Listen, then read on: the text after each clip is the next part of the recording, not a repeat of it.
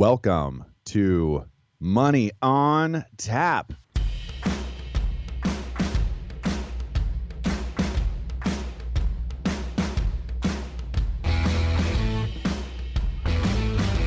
Money on Tap, your personal finance headquarters, where we bring out the professionals' experience and some fun in what we call three-dimensional investing, utilizing insurance, brokerage, and fee-based planning. That's what we do on this show. We look at all sides of the issues, and we bring a fully independent planning perspective to the table. Welcome back. You're listening to Money on Tap. I'm Ben Brayshaw, joined here with Dan Michelon, and Seth Crossman is back with us again this week after a nice little vacation. Good having you back, Seth. Hey, thanks. Won't repeat all the see you too. Bad things that Dan and I said about you while you were gone. So check the recording. There was a few people that called me up and were like, "You would not believe what those guys were talking about this week." Yeah, you wouldn't believe how much we had to edit. I was the show. We edited not it on out. the show was the show apparently. Well, we're all planners and partners at Brayshaw Financial Group, and we are happy to have you on this week with us. You can reach us at 855-226-8551, or you can email us info@yourmoneyontap.com. We shipped a Yeti Brayshaw Financial Group mug to a listener in Australia. So, wow, how's that, guys? I didn't mention that, but I guess we've gone global a little bit. Yeah, That's pretty fun. Global reach. For that, Global reach. Actually, there was people listening in Russia. Thought that was interesting. Yeah. That is interesting. Probably watching those oil prices, I'm guessing, right? Learning more about capitalism. Well, today we love talking about money, three-dimensional investing, and all the different pieces around it. So our show has lots of different topics, mostly all about money and taking care of yourself. But today we're going to talk a little bit about the risk of missing out. There's a lot of conversation about whether you should get in the market, wait for the market to pull back. Should I time this a little bit better? The market is up. Now it's down again. There's lots of movement. We talked about all of that last week, and it was a pretty good conversation about where we think the market's going to go. Yeah, I mean, you hear a lot these days, the whole buy the dip notion, right? And that is essentially trying to time the market, right? But that can make sense when you're talking about an individual stock, right? That's not what you do with your entire portfolio. You really, it behooves you to be in the market long term, if you have a long term investment goal. Yeah, I always think it's fun to take a look back and see, the roller coaster ride of the market and the peaks and the valleys and the what ifs. If the hypotheticals that we can run in, the reverse historical on the market or any of these investments, it's like you can always sway an opinion one way or another, based off of the dollars that you could have made back when if you did that. But, frankly, if you were to take a look back, I'm not going to give away the show. I'm not. I'm going to stop right there. Thanks, Seth. We could go right into it for sure. We have a lot to share today, so I think it's going to be a race of time trying to get everything in. But I think the reality is we're just going to talk about whether getting in or getting out or missing out is any of those concerns that you should be dealing with and how to address those today. So I'm excited about that. We're going to jump into that in a bit. But before we get going, we have for you Money in the News.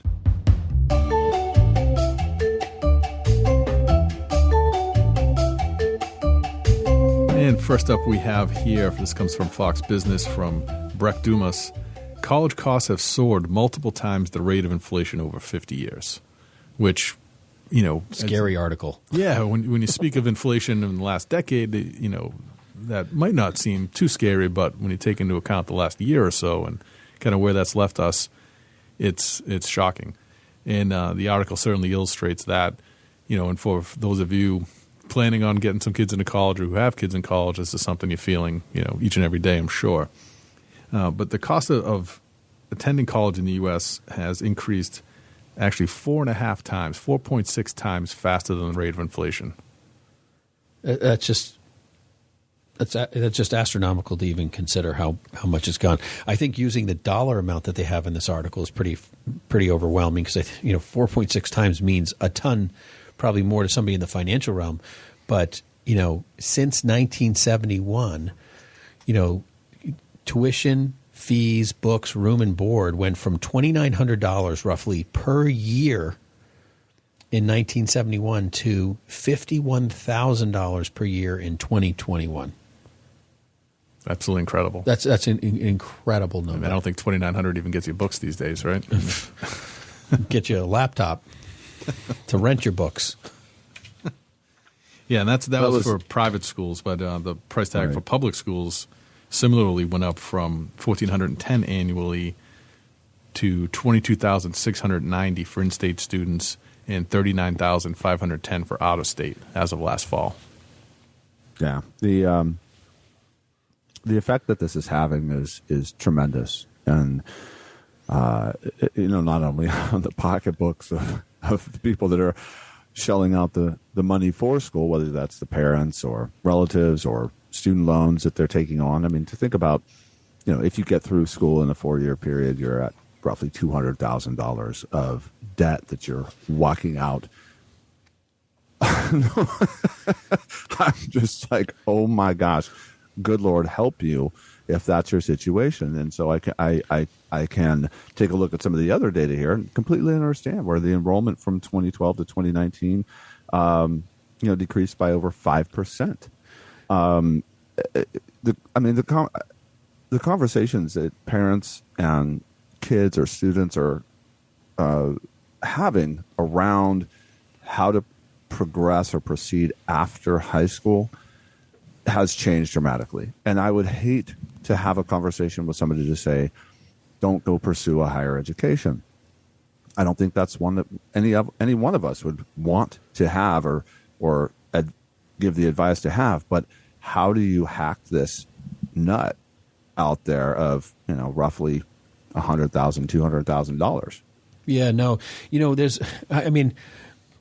I'm not sure I really agree with that entirely.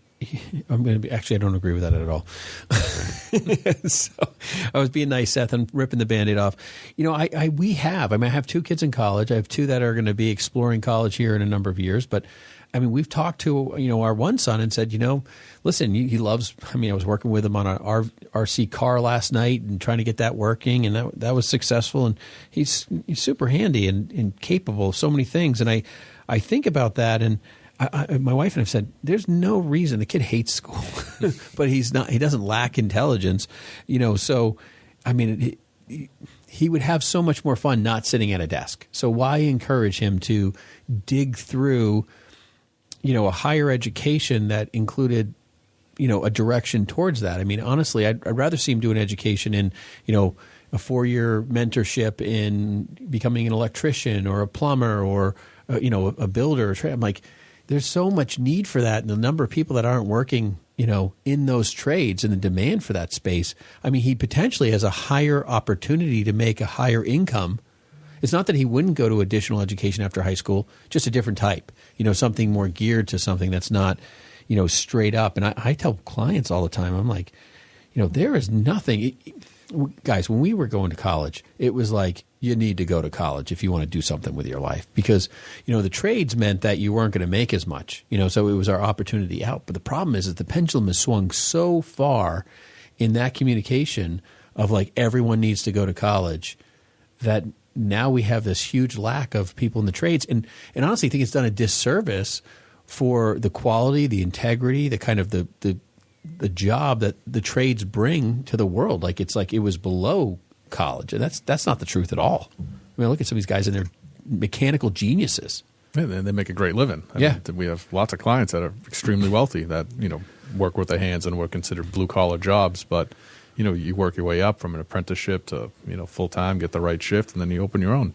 And these guys do very, very well. When Seth, you were just talking about the 200,000 walking out, the thing that came to my mind is like you leave school with a mortgage. Right. You leave school with a mortgage. Still nowhere to live, and you got a mortgage. Yeah, and you might end up going for a master's, so you might get a second mortgage. Yeah. I think the article does a really great job, and I hadn't even really, I honestly didn't think about it this way, but the studies suggest that institutions of higher learning have or are able, I'm quoting them, to hike costs further due to federal government's increasing generosity in handing out loans. So basically, colleges are like, well, you can go borrow the money. We might as well just raise our rates. Just go borrow more. Oh, and then we're just going to teach your kids how to be liberals, you know? I'm glad I was able to set that up perfectly for you, Ben. You walked right into it. I know. Thank I'm you sorry, I very couldn't help much. myself. But I mean, there's a little bit of this that's just totally crazy. I mean, at the end of the day, you know, it's an institution that's just gouging for education and when you look at these buildings, they don't need half of the buildings that they're building to educate kids to the quality of the education. I mean, half of it's how beautiful is our campus because we want to attract you to come here so we can get your student loan money. Right. That's really what it's all about. So anyways, the article does mention that Biden's expected to announce a $10,000 one-time forgiveness per borrower for single earners making up to $125,000 annually. So not only are they going to give you the loan, charge you interest, give it to the school, they're now going to forgive a portion of it, which will probably additionally justify colleges giving you a higher increase. Yeah, tuition just went up $10,000. I believe that. Imagine that. Wow, it just went up $10,000, 20% increase in a year. Can you Overnight. Yeah. Oh gosh, are we? Oh my gosh. You know, man.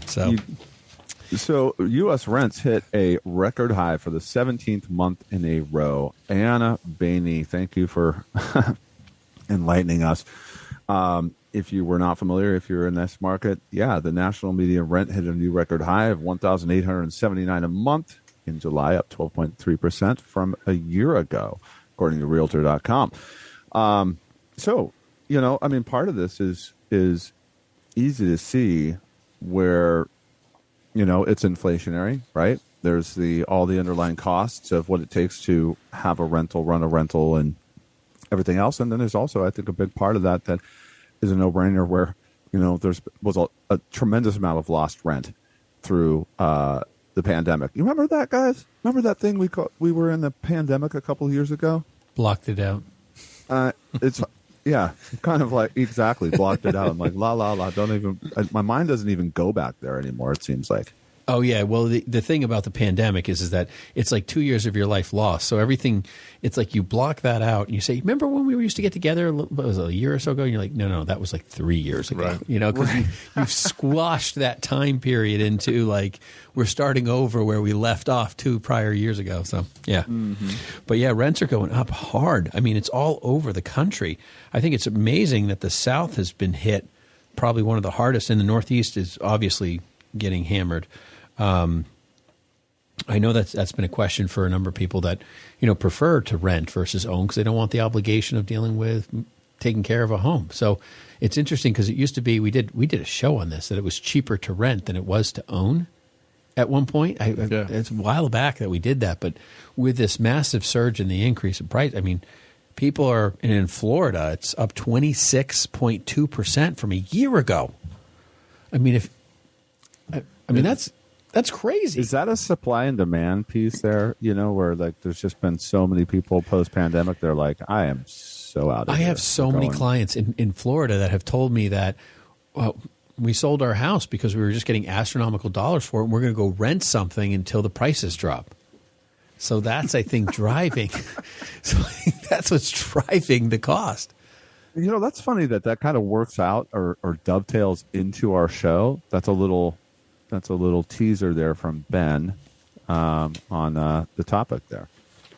Agreed. One thing I liked about this article that I thought was different and interesting, you know, relative to the pandemic, we just talked about that, but although rents are going up everywhere, the difference between urban rental prices and suburban rental prices is actually flattening out. Yeah. Because people are able to work from home and that whole pandemic effect, so you don't have to be in the city anymore.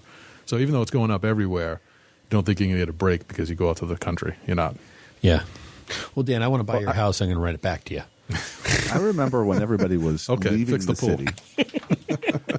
I got a list for you, landlord. Sorry, Seth. You done? Yeah, I'm done. I remember when everyone was leaving the city because they had no yards and they were all locked up in the pandemic. And I remember running that article down and it's interesting to see how, you know, that flight from the city has turned around and, you know, forced those rents higher than the suburbs have ever seen it before. And they're kind of leveled out with the city. Yeah. I actually know somebody who bought a condo in the city during the pandemic because it had dropped so far down. And I was like, that little bit of genius right there. Yeah. Next up, we have an article here from Jing Pan. This is Kevin O'Leary says, these are the best assets to own as inflation stays white hot.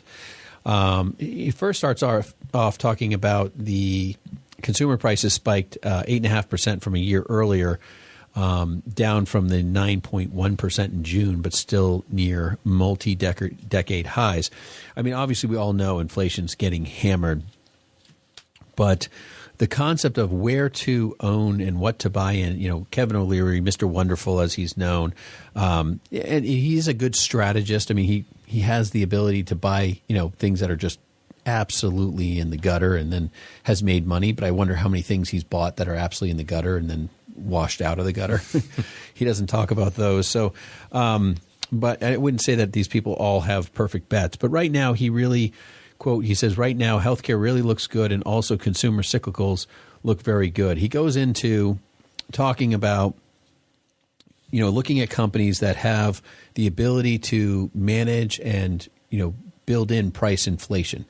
And what's really being talked about, and I totally agree with this, is that it's the necessities that we buy each day. It's the shampoo, it's the soap, it's the the food at the store. Those types of necessities are things that people have to embrace. They don't have to like it, but they have to embrace the price increases because you got to take a shower and you got to do this. So these companies have the pricing power to really raise their rates to deal with inflation. And he's saying that these companies really drive the best opportunity to manage inflation in your investments. He also goes on to say that he prefers equities over everything else out there, including ETFs for the most part, unless the ETF is focused on dividends and, those type of consumer products. And he does reference energy. Yeah, I think that's consistent with, what we've been talking about throughout this period of high inflation. Where do you go? You go to equities that tend to, be able to pass on that cost increase to the consumer. You go to energy because you simply got to have it. And, the value stocks, the stocks that even if the price is down, they're paying you to own them, right? So I think that's a consistent message with how do you best deal with what's going on right now. I think the value stock space is something that is so underappreciated.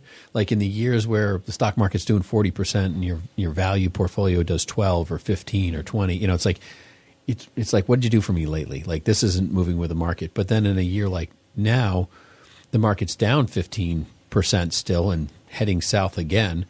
And, our value portfolio is up this year. So, you think about that. It's like, well, you didn't lose that. You made, it's the volatility is so much lower. You're buying dividends.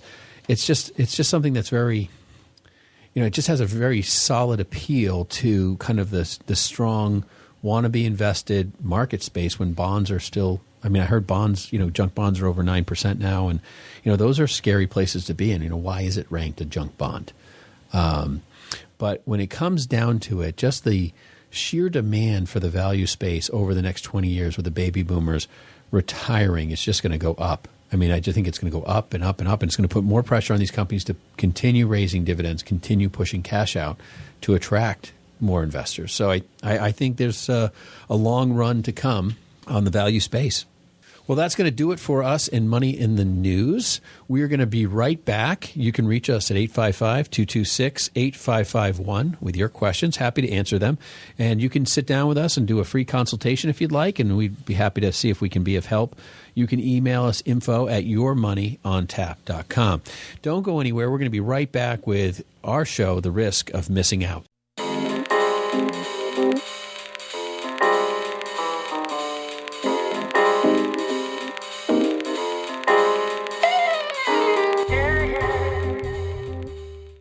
Folks, we have a lot of fun doing this show, Money on Tap, and Ben and I have been financial planners for years and years, and our goal here with you is to bring you into the room, have the conversations that we have. We think these are critical conversations for you, but we understand this is a limited space, and what we'd love to do is to open the doors to you with us at Brayshaw Financial Group so you could experience what it means to have three-dimensional planning in your life.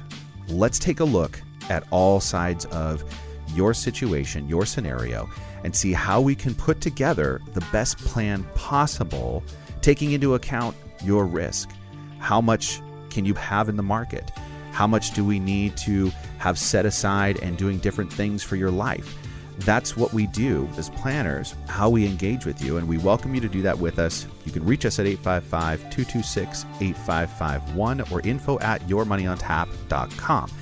Now, if you have $250,000 that are investable assets today, our planning is free to you. We want you to have the playbook to have a successful experience in retirement. Give us a call, 855-226-8551 or info@yourmoneyontap.com. Ben and I welcome you to Brayshaw Financial for complete wealth management. You can reach us at 855-226-8551 or email us at info@yourmoneyontap.com. And now, more Money on Tap with Ben, Seth, and Dan.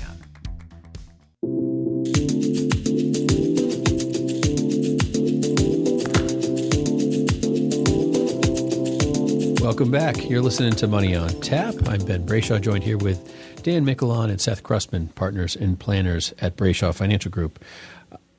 You know, today, the risk of missing out. I mean, if you're missing out on this show, tell your friends to listen up, because the market is all over the place and everyone is afraid.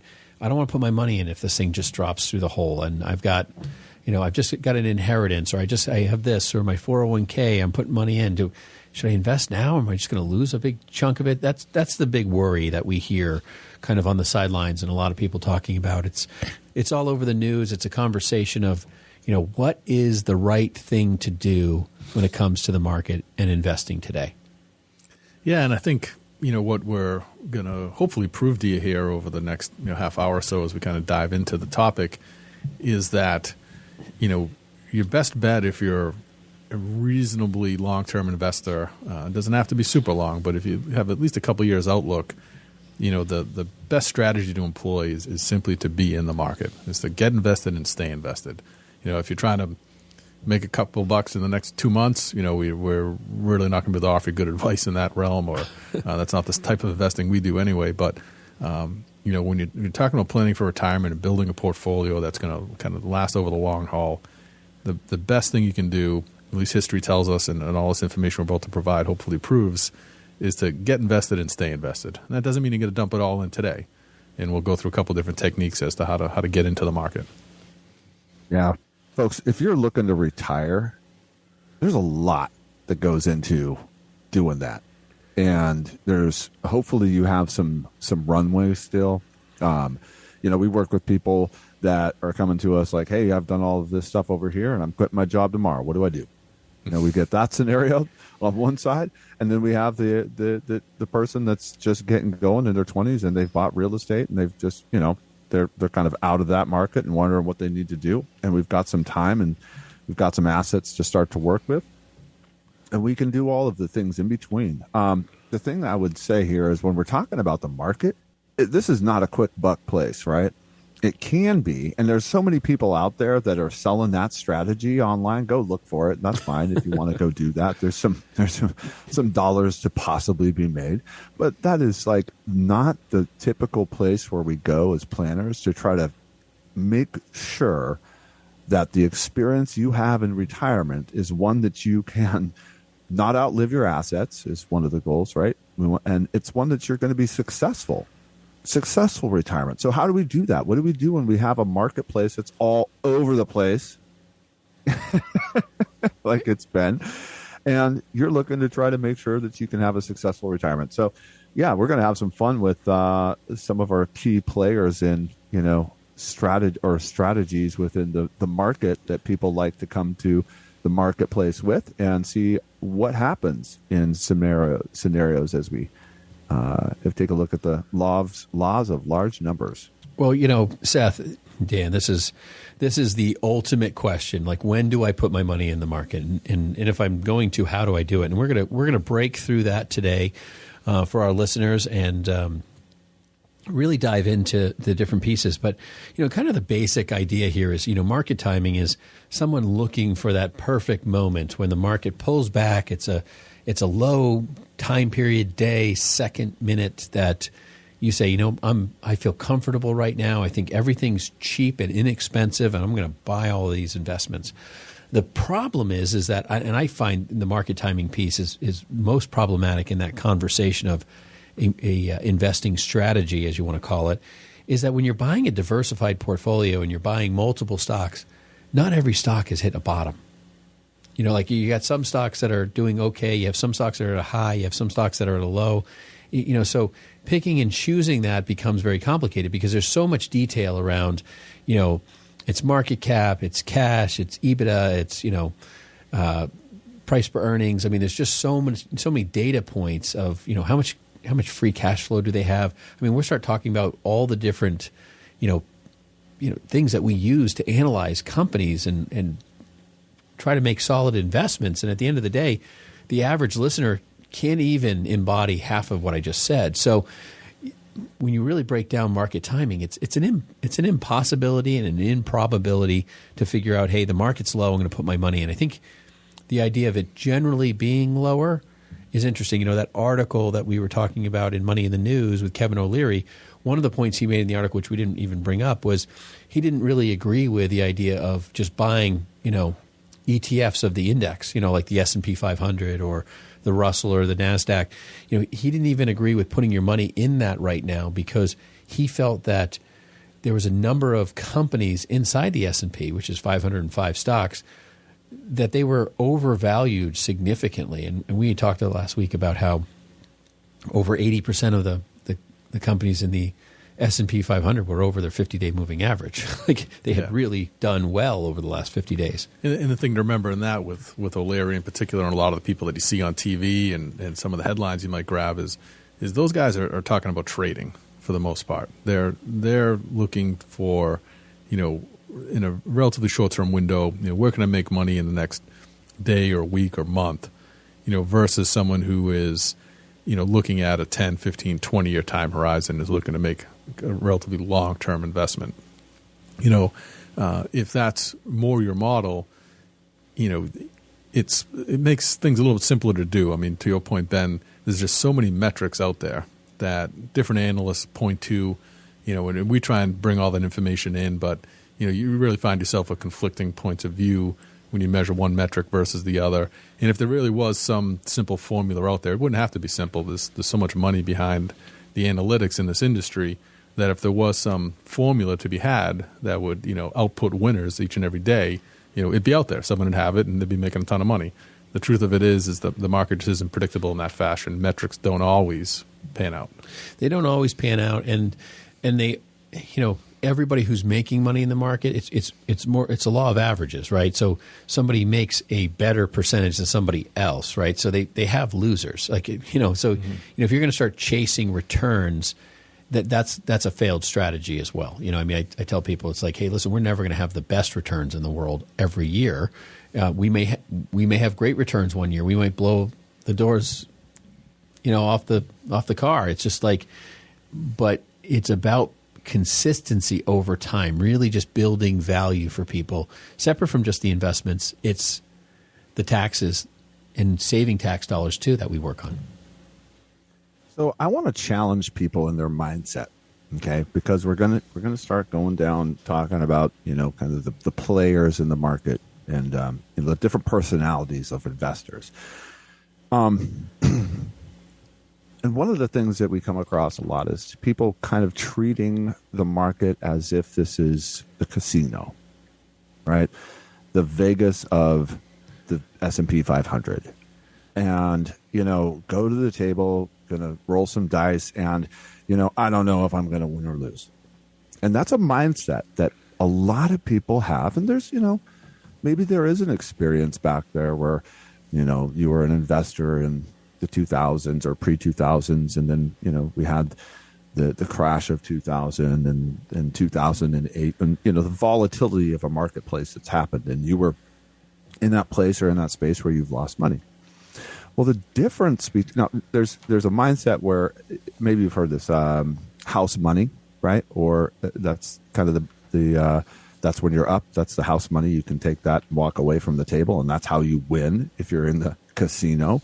But the longer that you stay at that table or in the casino playing, those laws of their large numbers, where they know that they've got your attention, they've got you kind of on that thing where you're playing to win. Over time, they are going to win.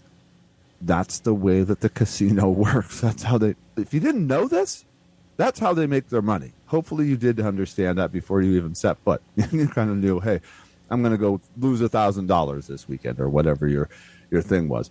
But now this is a very different space that we work in, right? If we could not be successful in planning for retirement if that was the experience that we're looking for in our portfolios or in our clients and their assets, right?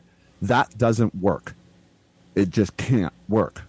So we're talking to you today about how to be not only successful in your mindset of where you're coming from and where you're going towards, and what it is that you're doing and how you're going to do it to be the most successful possible, so that you can retire successfully. Because these numbers over time, we've got enough history, folks, in the market to know if you're in it, you're probably going to average somewhere around X, Y, Z, right? And those are all staying in it long-term numbers of what you should have some kind of an expectation around and what the market's going to give you. And I love what we're going to do here is, as we talk about the players of the market, when the space that people's heads kind of go in towards how to be more successful or not. So relax. We're going to have some fun here with these people, and you can kind of pick who you are and see who you want to be as you move forward. Yeah, investing in the market inherently it has risk, right? And trying to time it based upon some notion of, are we at the bottom, or I like this number or that number. It really just does open you up to more risk.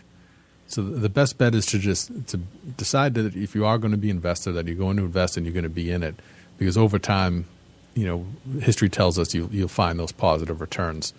But the question comes down to, how do we invest? What style of investment do we want to get into? And we had an illustration that we brought up previously in another show that talked about 5 different investing styles, right?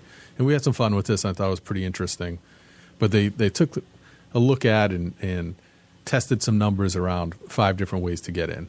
And the first one, and they gave him some kind of funny names, so we'll run through that. So first up was Peter Perfect. He was the absolutely perfect market timer, right? He bought everything at the low, sold it at the high, got in and got out at exactly the right time. So this whole notion of market timing, well, Peter Perfect nailed it. He's the only one who's ever done it, but he did do it. Next up was Ashley Action, who had a simple plan, right? Can I rename Peter Perfect? Because I just feel like I've got a wrestling WWE name, Mr. Impossible or something like that would work. Mr. Impossible. Because that's just, that just never happens. Well, you got Mr. Wonderful already, so Mr. Impossible too. We can stick him in today. But Ashley Action had a planned approach, right? So it was irrelevant of what the market's doing. On the first day of the year, she had a sum of money, and she invested it every time. So it was just a systematic approach based upon a dollar amount in a day. No consideration that's for doable, what the market's though. That's very right? doable. Money in hand goes into the plan. I like, money in hand goes into the plan. Oh my God. It doesn't even look at the market. Doesn't even consider where it's at today. All right. And then we keeps rolling the dice. That's right. And Matthew Monthly, who is doing what we call dollar cost averaging, right? Which is a similar approach in that it's disciplined, it's irrelevant of conditions, but rather than buying in on 1 day per year, like Ashley did, Matthew's buying in 12 days per year. So once per month on the same day, invest the same amount and just sticks to his plan and rolls right on through it. Then fourth up, we had Rosie Rotten, which, based upon that name, and I don't know if Seth's got any other versions of that, but did the opposite of Mr. Impossible, the exact opposite. Bought at the highs, sold at the lows every single time. And then Larry Linger, who was the fifth up, just never invested. He was procrastinating, considering, wanting to, waiting for that time, looking for that opportunity, and just never did anything. And when we look back at those 5 different styles, what was interesting to see is that, well, first off, of course, Mr. Impossible, Peter Perfect, he nailed it. He had the best returns, which would only make sense, right? He had the absolutely optimum performance. But the next 2 up, who both had a systematic approach, a little different take on it, but were disciplined, were investing frequently, and were doing so without concern for what the current market conditions were.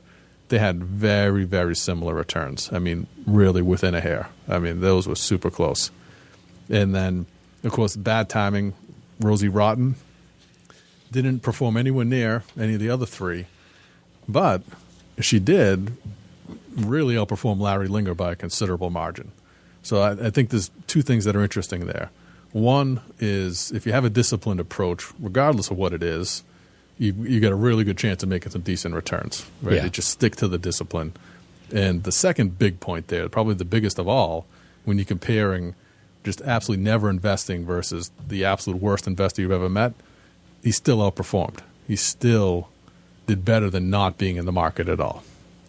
So what does that tell us? Be in the market and have a strategy.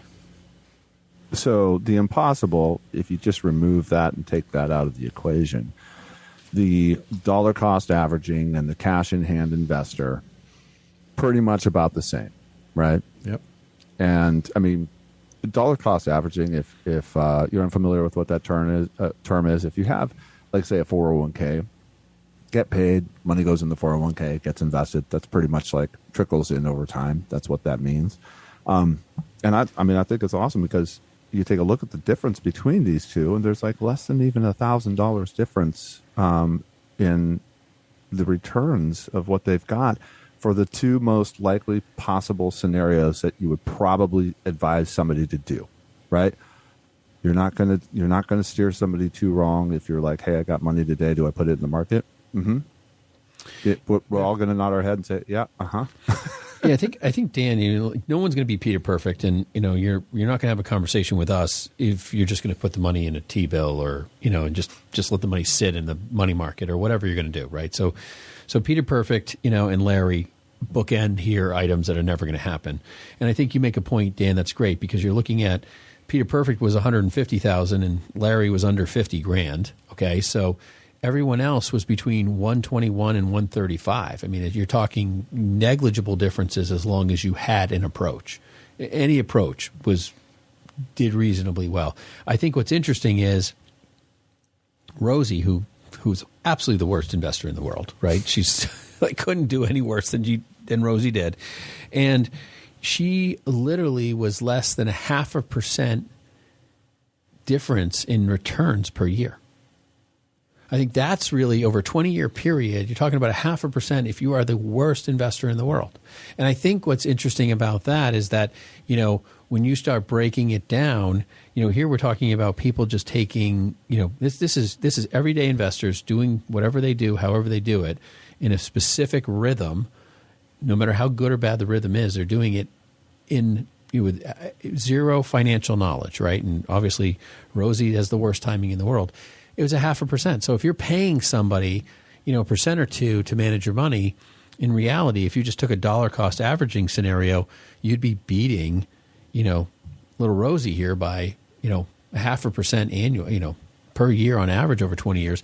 So your advisor has to be beating somewhere between Peter Perfect and just putting all your money in immediately, which happened to work out ironically well. So, at that point in time, you're talking about another % difference between dollar cost averaging and Peter Perfect. So if you're paying somebody 1%, they have to be doing pretty well. And honestly, what I think, and this is a great scenario of looking at, we've gone over this before in another show, why we brought it back. What I think is really, really important here is understanding value. Like, why do you hire someone like us? Why do you hire somebody to help you do it? Is it because we're going to be Peter Perfect? No, we're not. But what are you paying for? And what this doesn't point to, and what you're really trying to find value in, is mitigation of loss. Right? So here's just general investing, but in the reality of the entire investment world, it's all about preventing and reducing the amount of money you lose in the downside, not how much you make. That's because these are all about how much you're making, and preventing downside loss is really important. And that's where the investing piece of this is the next stage. That's where the additional value comes in and long term. And that's where I always tell people, I mean, we talked about it last week, go to Brayshaw Financial, go to our resources tab, watch Sequence of Returns video. It's literally, 2 minutes, Dan? 2.5. 2.5 minutes. I mean, that will, if you watch it twice, take 5 minutes of your life, trust me on this, it will change your perspective on investing. It's as clear as it could possibly be on the risks that you're taking when it comes to retirement and how this all works. And just getting in the market, if you're starting up and you're just getting into it, there's no question. We tell people all the time, dollar cost average. People give us their money and we're like, we get paid when we invest it, but we take time and we literally drip the money in intentionally, not because it's not financially to our benefit, it's financially to their benefit for the same reason that, Matthew Monthly dollar cost averaging worked out the best. Yeah, I mean, I don't know, where the low ultimately is or where the next high will find itself, but I'd be willing to bet it's in the next 12 months, right? So, if you have that money, set it aside and start a program where we're investing consistently, whether it's a monthly basis, bi-monthly, over the next 12 months, and then just kind of let it ride from there and continue to invest whenever you have the opportunity. And by the way, if you're in a 401k, you are essentially dollar cost averaging. Every time you get a paycheck, a piece comes out, gets invested, as long as you have an allocation set up. You're listening to Money on Tap. I'm Ben Brayshaw. We are going to be right back. Don't go anywhere on missing out, the risk of missing out in the market, missing out on your retirement. We're talking about how to invest in this unstable time, this volatile period. You can reach us at 855-226-8551 or email us at info@yourmoneyontap.com. Don't go anywhere. We will be right back. For a number of our listeners, they have a lot of questions, and you might be one of them.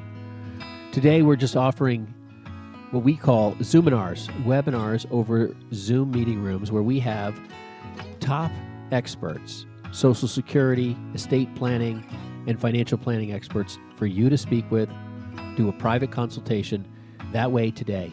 We're also having webinar-based Zoominars where we're going to have multiple groups where you can be part of that and enjoy that as well. Give us a call at 855-226-8551 or email us at info@yourmoneyontap.com to schedule your Zoominar. We appreciate you listening to Money on Tap with Ben, Seth, and Dan. You can contact us at 855-226-8551 or email us at info@yourmoneyontap.com. And now, more of this week's program.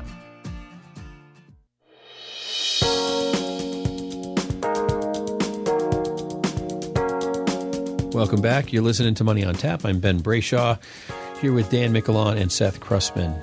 You can reach us at 855-226-8551 or email us at info@yourmoneyontap.com. We're talking about the risk of missing out and all the different ways to, look at this market. We've been up, we've been down, we've been back up, we're pulling back. The market's kind of in this flux. No one knows where it's going. They're talking about the Fed raising rates in September. I'm thinking it's going to be at about a half a basis point, 50 basis points. And, I don't know. I don't know where the market's going to go. People say, hey, listen, if they raise it 75, it'll actually send the market up. I've heard people, if they only raise it 50, it's going to send the market down. No one knows where the market's going to go. And I think, the risk of missing out is so complicated and so concerning for so many people because we all work very, very hard for every penny that we earn. And I think, we take the sincerity around that as extremely important, both for our own selves and for our clients and for our listeners today. So, one of the things that we find really valuable, and we've talked about it on the show a number of times, is the power of dividends in stocks. Kevin O'Leary, Mr. Wonderful, talked about the dividend space. He talked about, acquiring that. Some investors believe, take that dividend, put it in cash, and leave it there for a market timing event. I've heard that, leave it for when the market's down and buy it. Other investors are reinvest the dividends because you're buying more stock that's providing more dividends with those dividends. So there's kind of that cyclical piece. I'm going to hand this over to Dan. We're going to talk a little bit about a couple of stocks here. Well, just to touch on that point real quick. So, for people who are kind of trying to decide between the two, one thing to consider would be, if you're actively watching your portfolio and you're looking for opportunities to buy, and you don't like where the market's at today, then maybe set your dividends to cash so that you're building up a little bit of a, buy the dip notion on an individual stock. Or looking for another stock you want to diversify into. Yeah, so you're doing this with an intentional mindset of, listen, I'm looking for an opportunity, so I'm going to store cash right now. Versus if you're one of those kind of set it and forget it, just want to, cut that check every month and let the 401k feed itself, just reinvest your dividends. You're not looking for an opportunity. You're going to miss the boat even if it's sailed by. So if you're not actively managing your own accounts, just go ahead and reinvest those things. That would be probably my advice there. Well, I have a client that has inherited, some utility stock that paid dividends and has a great dividend track record history, and they reinvested the dividend. Now they've got an enormous portfolio of a crazy amount of taxes that they have no knowledge of all the tax. They don't even know what their cost basis is on this stock at this point, and they're so overwhelmingly weighted in that one company, and they don't know what to do. They're like, well, we don't know what the tax ramification. I mean, that's we can't help you recreate your cost basis other than what you can tell us or prove to us that is the case, or with your CPA in that same sense. But that can be a dangerous scenario. So if you're just investing in one company and just keep reinvesting, you can get overweighted very quickly in buying one stock. So I do like the idea of taking the cash and doing that. But I also like the idea, if you have a nice portfolio of multiple dividend stocks, all reinvesting equally, at that point in time, that creates a whole nother story. Yeah, and that's one of the risks with this market timing concept, right? Is, again, if you're buying individual stocks, buyer beware, take your chances, assuming you're not asleep at the wheel, if that's the model you're going for. But if you're investing in a kind of longer term portfolio with, aspirations that are down the road, not necessarily sensitive to what's happening today or tomorrow, staying in the market is absolutely the way to go. And the reason being is that you don't want to miss those dividend dates. And the share price of the stock, while it's paying a dividend, shouldn't be overly relevant to you because you're still getting paid to own the stock. And the example that we pointed to earlier, and I think it makes sense now, is J&J. So J&J has been a long-term dividend-paying stock. It has paid a dividend for 53 consecutive years, and it's raised it every year along the way as well. So even though the stock price isn't always up, if you're not looking to exit tomorrow and you're looking for something to hold that's going to pay you to own it, that gives you a reasonable chance to appreciate in value, which the stock has over time, that's a prime example of don't try and time it. Just buy it, let it pay you. Be confident in the fact that over time the stock price will rise, and you are very, very likely to have a successful outcome holding something like that. Yeah, there's a lot of opportunity inside of that strategy, that dividend strategy. And, I think we're big believers here. We've kind of been ahead of the curve in terms of when to be involved in the dividend story. How many times, Ben, have you talked about, the amount of Americans that are going into retirement and where are we going to look for income? And, bonds not really providing that. So it's this dividend story on these stocks that have the opportunity to help support a decade retirement income. A decade conversation. Yeah, you're right. So that sector has gone up and gone down, and what's been hot has been a lot of the tech area. Taking a look in the recent pullback, tech got hit harder than anything else. Was off 30% of the high. S&P roughly 20% off the high, and if you were to take a look at how many people have stepped out of the market recently, for whatever the reason is, they believe that it's the next big pullback or whatever, but take a look at the history of the market in the recent history. Gosh, there was October of 2019. That was a huge pullback at that point in time of roughly 20%, right? Everybody, got out of the market at that point, and then the market surged. It was like a rubber band just snapping back. And then there was the 2020 exodus of the market when we had the pandemic, and holy cow, off another 20%. These were big opportunities for people that were Peter Perfects or whatever time in the market. But unfortunate for the average investor that that doesn't have the big picture here of staying invested, what has that meant? I mean, even at the market level today, if they were to have left it in at that market high of 2019, they're up over 30% and average that out of 10% a year. I mean, that's what is needed for people to be able to achieve retirement. And the average investor that's out there doing it themselves is going to get this 3-4% return because, they're going to miss the market, the best days of what that market has to offer because, fear has stepped in, loss aversion has stepped in, all of the stuff that, kind of attacks our brains is keeping the average investor from being successful. And if that's you, if you need somebody, if you need some help, I just want to say, hey, 855-226-8551, give us a call. We're here to help. And you know what? There's a lot of opportunities still, no matter where you're at. Take a look at what's going on, and let's help you become a successful investor and have a successful retirement. Seth, that's a great lead into what I think I'm going to share right now, which is, and we've talked about this multiple times, missing a number of days in the market and what that means. But I was just Google searching during the show. And, this is from 1970 to 2016. So from 1970, so 46 years, 1970 to 2016, if you miss the 25 best days of the market, okay, your average return prior to it would have been a 6.7% per year return. So 1970 to today, to 2016, you would have made 6.7% per year.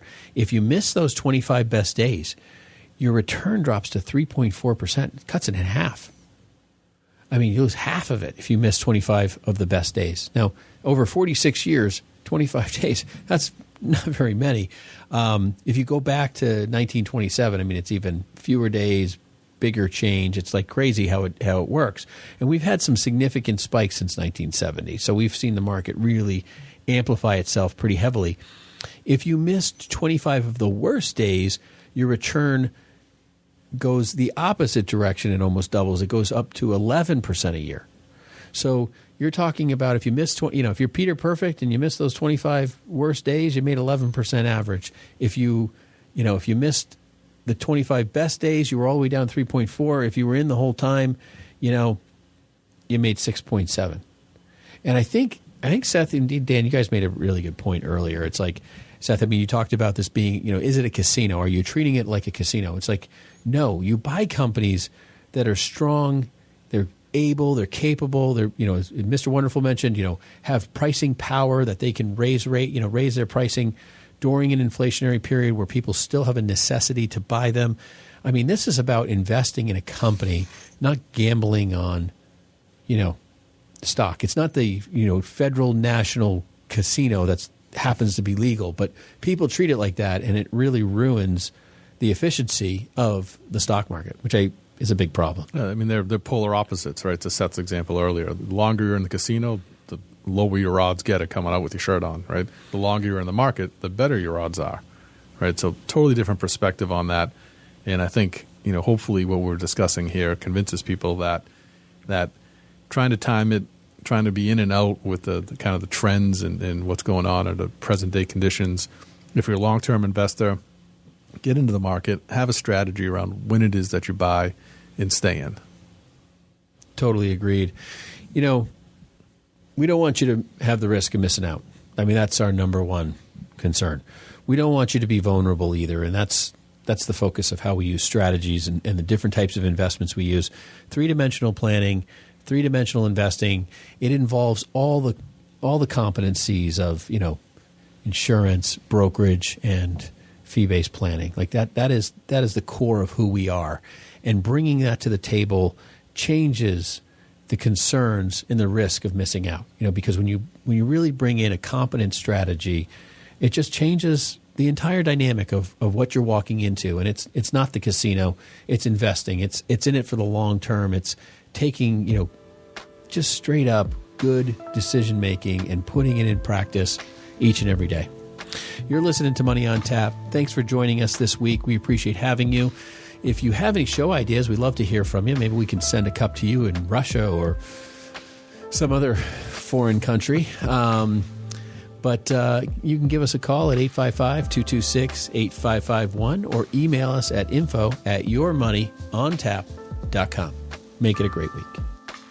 The views expressed are not necessarily the opinion of this radio station and should not be construed directly or indirectly as an offer to buy or sell any securities mentioned herein. Investing is subject to risks, including loss of principal invested. No strategy, product, material, or tool mentioned can assure a profit nor protect against loss. Please note that individual situations can vary. Therefore, the information, products, materials, or tools mentioned should be relied upon when coordinated with individual professional advice. Past performance is not a guarantee of future results. This show may be subsidized in whole or in part by a product sponsor or issuer. Securities and advisory services offered through SagePoint Financial Incorporated, member FINRA SIPC, and a registered investment advisor. All other services offered through Brayshaw Financial Group LLC are independent of SagePoint Financial. SagePoint Financial and Brayshaw Financial Group do not provide tax or legal advice. Main office is located at 116 South River Road, Bedford, New Hampshire, 03110, and can be reached at toll-free